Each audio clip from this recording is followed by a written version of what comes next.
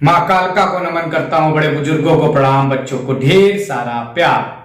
चंद्र ग्रहण, साल का अंतिम खंड ग्रास चंद्र ग्रहण 28 अक्टूबर शनिवार की रात्रि से 29 अक्टूबर तक होगा। उसके बारे में आज डिटेल बताएंगे। जैसा कि आप जानते हैं, मैं हमेशा ही ज्योतिष में मिथ को किल करता हूं, चाहे वो काल सर्प हो, चाहे मांगलिक हो, या चाहे कुछ और। आज कब लग रहा है चंद्र ग्रहण, वो बताया जाएगा। अंधविश्वास को खत्म करेंगे, आपके अंदर से वो डर निकालेंगे जो कूट कूट के भरा गया है, कहा गया है ये मत करिए, वो मत करिए, सिर्फ बैठ जाइए घर में। उसका ज्योतिषी पहलू भी बताएंगे, कितना करना है, कितना नहीं करना है। ऐसा नहीं कि बिल्कुल भी नहीं करना है, लेकिन जितना प्रचारित है उसमें से 60% 70% नहीं करना है, उसको बताएंगे। ज्योतिषी और वैज्ञानिक दोनों पहलुओं से चंद्र ग्रहण को और अंधविश्वास को समझाएंगे। ग्रहण के बाद भूकंप या सुनामी क्यों आती है, यह अक्सर प्रश्न आता है, ये बताएंगे। राशियों पर क्या असर होगा, मेष से मीन तक 12 राशियों के बारे में बताएंगे। और क्या दान पूजा करें ग्रहण खत्म होने के बाद 29 तारीख की सुबह, वो बताएंगे। तो नजरें बनाए रखिएगा। और हमेशा की तरह बस एक उम्मीद करूंगा कि गुरु दक्षिणा के रूप में इस वीडियो को आप शेयर करेंगे व्हाट्सएप पर, फेसबुक पर, अपने ग्रुपों पर, और चैनल अगर सब्सक्राइब नहीं किया है तो कर लेंगे। अब बात चंद्र ग्रहण की। साल का आखिरी चंद्र ग्रहण शरद पूर्णिमा के दिन 28 अक्टूबर को रात के 1:05 से आरंभ हो रहा है, जो रात्रि को 2:24 पर खत्म हो जाएगा। यह साल का दूसरा और आखिरी चंद्र ग्रहण होगा। उसके बाद इस साल कोई चंद्र ग्रहण नहीं है। किस राशि, किस नक्षत्र में लग रहा है? 28 अक्टूबर को लगने वाला है चंद्र ग्रहण मेष राशि में, अश्विन नक्षत्र में लग रहा है। चंद्रमा उस समय राहु के साथ ग्रसित होंगे। समुद्र मंथन की कहानी भी बताऊंगा, आखिर उसकी क्या वजह है। और इस राशि में पहले से गुरु और राहु विराजमान है, तो गुरु और चंद्र का गज केसरी है, तो चंद्र और राहु का ग्रहण भी तो बन रहा है, तो उसको भी समझाएंगे। सूतक मान्य होगा या नहीं, तो शास्त्रीय परंपरा के अनुसार चंद्र ग्रहण लगने से 9 घंटे पहले से सूतक लग जाता है, तो निश्चित तौर पर भारतवर्ष में सूतक मान होगा, क्योंकि भारतवर्ष में यह दिख रहा है। अब बात अगला आपका प्रश्न, कहां कहां दिख रहा है भाई? भारत समेत Australia, Europe, north America, south America, Mexican part, Asia, Hind महासागर, अटलांटिक, साउथ प्रशांत महासागर, आर्कटिक और अंटार्कटिका में देखा जाएगा। तो मेरे भारतवासी हर जगह रह रहे हैं, तो सचेत हो जाइए। कब लगता है चंद्रमा को ग्रहण, अब उस पर आए। तो समस्या यह है, चंद्र ग्रहण के बारे में बहुत कुछ प्रचारित किया गया है, आज उसे बताएंगे। उसके पहले एक चीज और, आज के दिन शरद पूर्णिमा होगी, तो क्या खीर रखें? क्योंकि उत्तर भारत में और भारतवर्ष में एक प्रचलन है कि चंद्रमा की रोशनी पर खीर रखी जाती है, और उसका सेवन करने से कहा जाता है आरोग्यता मिलती है। लेकिन ग्रहणवश मैं आपसे कहूंगा कि यह खीर ना रखें, क्योंकि जब चंद्रमा का प्रकाश ही नहीं आ पा रहा होगा, चंद्रमा की रोशनी ही नहीं आ पा रही होगी इस पृथ्वी पर, तो उस खीर का सेवन करना कोई फायदा नहीं है। उसकी जगह उस पर तुलसी के दल डाल के शिव भगवान के आगे रख दीजिए, अगले दिन खा लीजिएगा, लाभ मिलेगा। तो कब लगता है भाई चंद्र ग्रहण? एक समुद्र मंथन की कथा है कि राहु केतु निविष्पीलिया, नारायण ने उनका घर अपने चक्र से अलग कर दिया, सुदर्शन चक्र से। उसके बाद राहु केतु बन गया, वो सूर्य चंद्र से बैर रखने लगे और ग्रसित करने लगे। ये शास्त्रीय कथा है, सही कथा है। लेकिन अगर वैज्ञानिक तौर पे माना देखा जाए, तो जब चंद्रमा का खुद का कोई प्रकाश नहीं है, सूर्य और चंद्र आमने सामने जब चक्कर लगा रहे होते हैं, तो सूर्य से चंद्रमा को प्रकाश मिलता रहता है। लेकिन इस दौरान क्या होता है, पृथ्वी बीच में आ जाती है, और जब जब पृथ्वी बीच में आ जाती है, ग्रहण लग जाता है चंद्रमा को, क्योंकि सूर्य का प्रकाश नहीं पहुंच पाता है, चंद्रमा की रोशनी नहीं मिल पाती है, अंधकार हो जाता है। इसीलिए खीर के लिए मना किया आपको। तो निश्चित तौर पर इसको ग्रहण की स्थिति कहते हैं, आंशिक, पूर्ण, खंडग्रास, वलयाकार, सब बता चुके हैं, उसे बार बार रिपीट नहीं करेंगे। अब साइंस की दृष्टिकोण से चंद्र ग्रहण को पहले समझ लीजिए। चंद्रमा को ठंडा ग्रह माना गया है। चंद्रमा में 60 से 70% पानी है, बॉडी में भी लगभग इतना ही है। चंद्रमा मनसो जातका, ये हमारे वेद, हमारा ज्योतिष लिखता है, चंद्रमा मन का कारक है। इसीलिए एक एलिमेंट के रूप में मन में काम करता है, जो भावनात्मक इमोशनल बैलेंस को बैलेंस रखता है बॉडी के अंदर। जैसे सूर्य, इससे तो विज्ञान भी इत्तेफाक नहीं रख सकता कि सूर्य हमारी बॉडी के सारे चक्र को एक्टिवेट करता है, ये विज्ञान भी मानता है। वैसे और एनर्जी देता है, वैसे ही चंद्रमा ब्रेन को शांत रखता है, मन में विचारों की कल्पना को ठीक रखता है। और जब चंद्र ग्रहण होता है तो ये एलिमेंट थोड़ा कहीं ना कहीं असंतुलित तो होते हैं, क्योंकि उस ग्रह को ग्रहण लग रहा है, इसीलिए कहा जाता है थोड़ा बहुत असर आता है।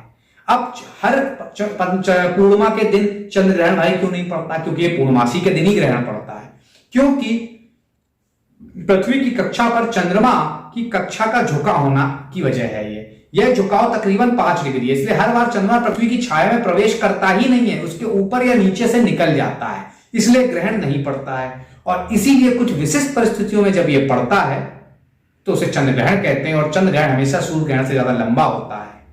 इसके बारे में आर्यभट्ट ने भी अपने विचार रखे हैं, जिनको अगर कहा जाए तो इस मतलब 19वीं 18वीं शताब्दी 17वीं शताब्दी के आसपास के सबसे बड़े विद्वानों में से एक थे। छाद्यति शशि सूर्य शशनम महती चा भूछाया, वो लिखते हैं जब चंद्रमा पर पृथ्वी की छाया पड़ती है तब चंद्र ग्रहण होता है, और पृथ्वी पर चंद्रमा की छाया पड़ती है तब सूर्य ग्रहण होता है। आर्यभट्ट ने इसके बारे में तमाम चीजें लिखी और उसका आलोचना का शिकार भी उन्हें होना पड़ा। तो इसीलिए इसे वैज्ञानिक दृष्टिकोण से भी बताने जा रहा हूं। जैसा कि हम जानते हैं सूर्य की तुलना में चंद्र पृथ्वी से 300 गुना अधिक निकट, इसलिए पृथ्वी द्वारा चंद्रमा को छिपाने की संभावना अधिक हो जाती है, चंद्रमा का इफेक्ट अधिक हो जाता है, चंद्र ग्रहण का इफेक्ट अधिक हो जाता है। अब हाई टाइड लो टाइड के बारे में आपने सुना है, तो खास तौर से जब गुरुत्वाकर्षण में डिफरेंस आता है तो उसी वजह से ह्यूमन बॉडी में भी, ह्यूमन केमिकल्स में भी, ब्रेन के केमिकल्स में भी थोड़ा बहुत 19-20 का फर्क आता है। इसीलिए तमाम लोग उस समय कहते हैं आप घर में रहिए, कम से कम घर वालों के साथ हैं, सुरक्षित हैं, तमाम और वजह आप समझ सकते हैं मैं क्या कहना चाह रहा हूं। अब बात जो मैंने कहा था कि अंधविश्वास को तोड़ेंगे और इसी बीच 4 राशियां भी लेंगे। पहले मेष से कर्क लेंगे, फिर सिंह से वृश्चिक, फिर धनु से मीन। तो पहले कुछ अंधविश्वास तोड़ेंगे। सबसे पहला अंधविश्वास, दूर्वा घास का इस्तेमाल क्यों करते हैं? चंद्र ग्रहण लगता है, कहते हैं उनको डाल दीजिए, तुलसी को डाल दीजिए। तो भाई मैं नहीं कहता, और कहा जाता है इससे पवित्र हो जाते हैं, ग्रहण का असर नहीं पड़ता। मैं नहीं कहता, बायो नैनो साइंस 2015 के आर्टिकल में यह लिखा हुआ है दूर्वा घास में रोगाणु नाशक होते हैं जो खाने या पानी को रोग से मुक्त करते हैं। ग्रहण के दौरान कहीं ना कहीं अंधकार होने की वजह से जीव जंतु अजीब बिहेवियर करते हैं, ये आप भी देखते हैं, इसे भी साइंस नकार नहीं सकती। पक्षी वापस लौटने लगते हैं, कुत्तों की आवाज में परिवर्तन आता है, वैसे ही घर में जो जीव जंतु होते हैं जैसे मकड़ी, चींटी, इनके स्वभाव में परिवर्तन आता है। उसी की वजह से कहा जाता है आपको इस तरह के कोई भी जीवाणु ना पैदा हो आपके खाने के आसपास तो तुलसी दल या दूर्वा घास डाल दीजिए, जिससे कि वो दूषित पूरी तरह से ना हो।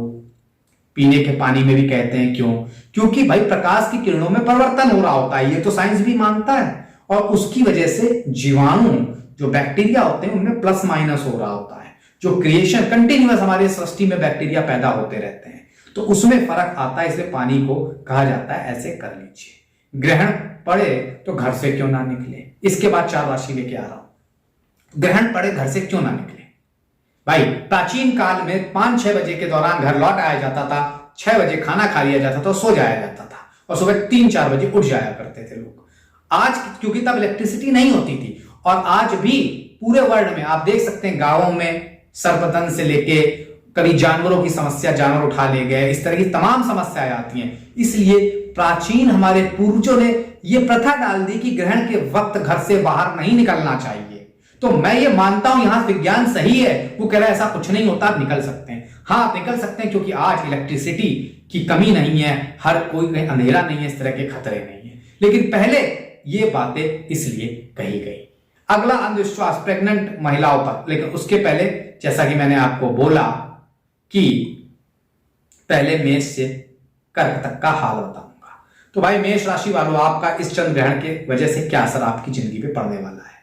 मेष राशि के जातकों में ग्रहण ठीक साबित थोड़ा थोड़ा नहीं होगा, एवरेज रहेगा। जाता को माता से कष्ट मिल सकता है, माता को स्वास्थ्य में कष्ट मिल सकता है, प्रतियोगी परीक्षा में अच्छे परिणाम नहीं मिलेंगे, घर परिवार में झगड़े और कलह हो सकते हैं।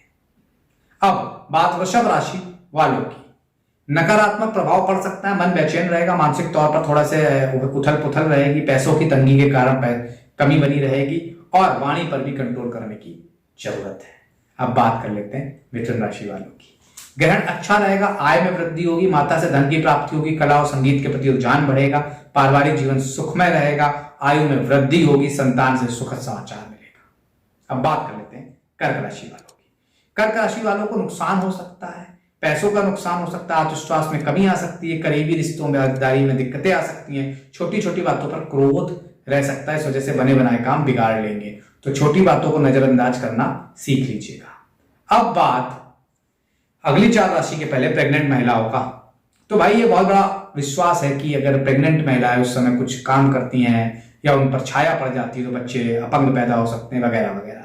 तो एग्जाम्पल देने जा रहा हूं, फेसबुक के जो जनक हैं मार्क जुकरबर्ग चंद्र ग्रहण के दिन ही पैदा हुए थे, और तमाम ऐसे लोग हैं जो सही सलामत पैदा हुए।